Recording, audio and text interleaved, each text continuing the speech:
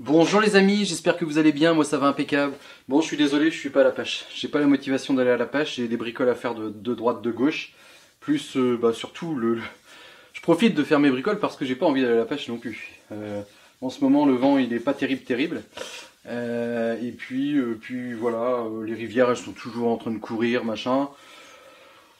Donc je me dis dans ma tête, te presse pas Manu, hein. Faut pas faire des pêches juste pour faire de la vidéo, ça va pas marcher longtemps. Mais par contre, je me prépare parce que j'ai envie de faire une pêche dite, on va dire,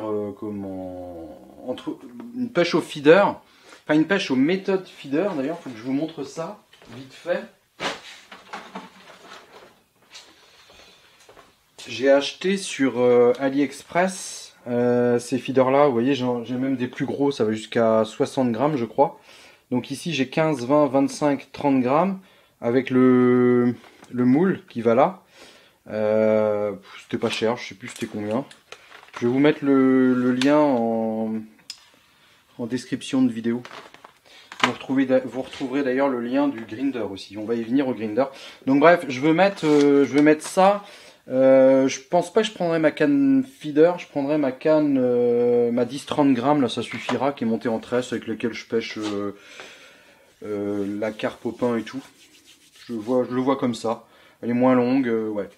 Et donc j'ai envie de faire une petite pêche comme ça. Et pour ce faire, je vais utiliser du chènevis. Et le chènevis, je me suis dit, tiens, tant qu'à faire que je suis en train de préparer ça, je vais en faire une vidéo, vite fait, hein, ce sera une petite vidéo. Parce que parfois on me demande, tiens Manu, quand je fabrique mes bouillettes, est-ce que tu trouves que c'est bien de mettre du chènevis moulu qu'on achète, là, tout moulu, là? Bah, pourquoi pas, mais j'ai tendance à dire, je pense que tu fais pas le bon choix. Alors après, si t'as pas de grinder, si t'as rien pour broyer, bon bah tu peux prendre ça, quoi. Mais dans ces cas-là, rachète de l'huile et rajoute de l'huile de chènevis un petit peu.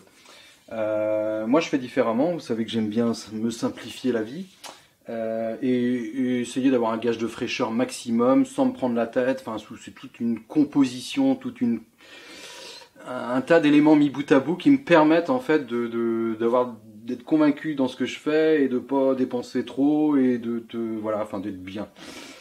Donc c'est pour ça que la bouillette pigeon, la bouillette pigeon, ça fait déjà au moins 2 ans, 2 voire 3 ans que j'avais commencé à m'amuser à faire la bouillette pigeon. Donc j'ai un sac là-bas et ce que je fais, c'est que maintenant, pour compléter ces graines pigeon, eh ben, je rajoute du chènevis en grains. Celui-ci vient de Decathlon, après il y en a chez dans les animaleries et tout comme ça. Donc je complète un peu avec du chènevis en grains pour enrichir en fait le mix, parce qu'on sait que le chènevis c'est une graine qui est riche en huile, elle a plein de vertus positives pour les poissons, et donc je l'utilise également, comme là je vais faire aux méthodes, je l'utilise notamment aussi pour faire des boules pour la pêche au cou et tout ça. Et je l'ai déjà utilisé dans des mix plus maïs, blé, soja par exemple, un mix de base, où là je vais incorporer uniquement une partie en fait de ce que je vais broyer. Et ça je voudrais vous le montrer, donc on va le faire maintenant. Je vais ouvrir mon grinder. Je mets du chènevis, un peu plus, voilà. Je ferme. Ça va faire du bruit.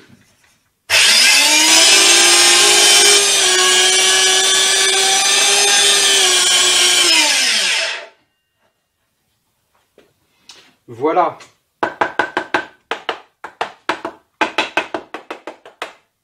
Ça c'est pour tout faire retomber dedans, parce que des fois tu ouvres et puis tu as un geyser là. Hop.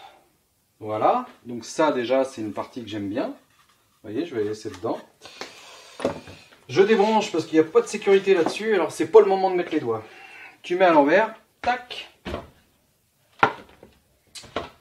Et là en fait, tu vas retrouver une partie sèche, on va dire entre guillemets, qui s'est bien décollée du grinder.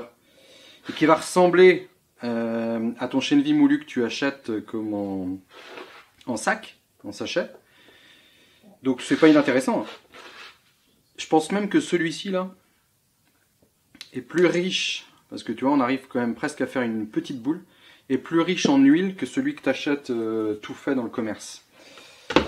Et on a la partie qui m'intéresse le plus, donc j'ai débranché, je vous montre comme ça vite fait. Vous voyez tout autour, je la décolle.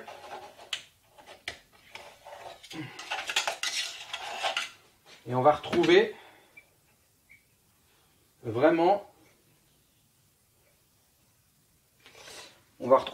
la partie qui s'est retrouvée centrifugée sur les bords. Ça fait des morceaux comme ça, voilà, c'est parce que c'est colmaté, hein, je peux le ramener en farine sans problème.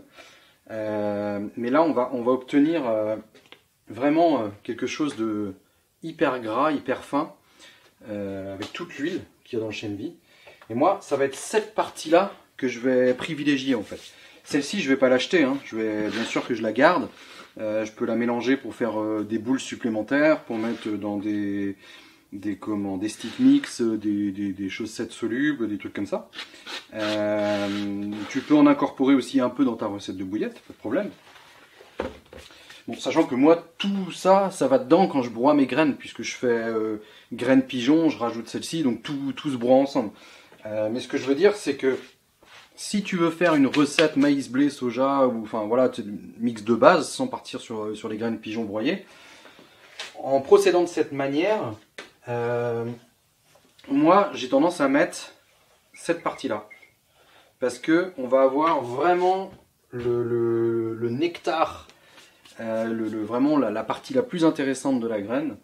Et je ne suis pas convaincu que en fabrication industrielle, même voire artisanale, les bouillettes chène vie qu'on achète dans le commerce, elles soient vraiment composées de cette partie-là.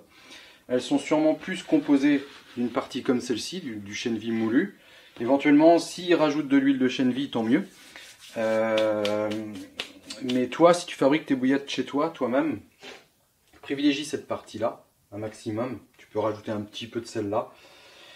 Celle-ci, c'est celle qui va te pomper toute ton eau ou tous tes œufs quand tu vas faire ton mix, donc fais attention de ne pas trop en mettre. Par contre, celle-ci, pour moi, c'est vraiment le nectar, c'est vraiment ce qu'il faut mettre, quoi. Et donc là, pour le coup, moi, je vais l'utiliser pour pêcher au feeder. Donc comme c'est déjà gras, c'est déjà quand même gras, quoi. Je vais sûrement mettre aussi un petit peu de ça. Et ben mélanger tout ça ensemble avec du maïs que je vais broyer, sûrement ça va faire une bouillie un petit peu. Je vais avoir quelque chose qui va bien coller au feeder. Puis on essaiera de se faire une pêche comme ça. Ça va être sûrement la vidéo de mercredi prochain. En plan d'eau, je pense. On va voir. Voilà, je voulais faire cette petite aparté. Donc en attendant mercredi prochain, ou peut-être avant, hein, parce que si je vais, ce sera peut-être demain ou vendredi. Parce que là on est mercredi. Vous voyez la vidéo le jour même. Il n'y a pas plus frais comme vidéo. Hein.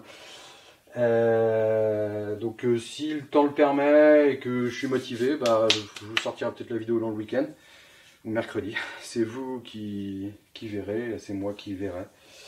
Et voilà. Bon, allez, je vous dis sûrement à mercredi prochain, sûrement à bientôt. Et en attendant, bonne pêche.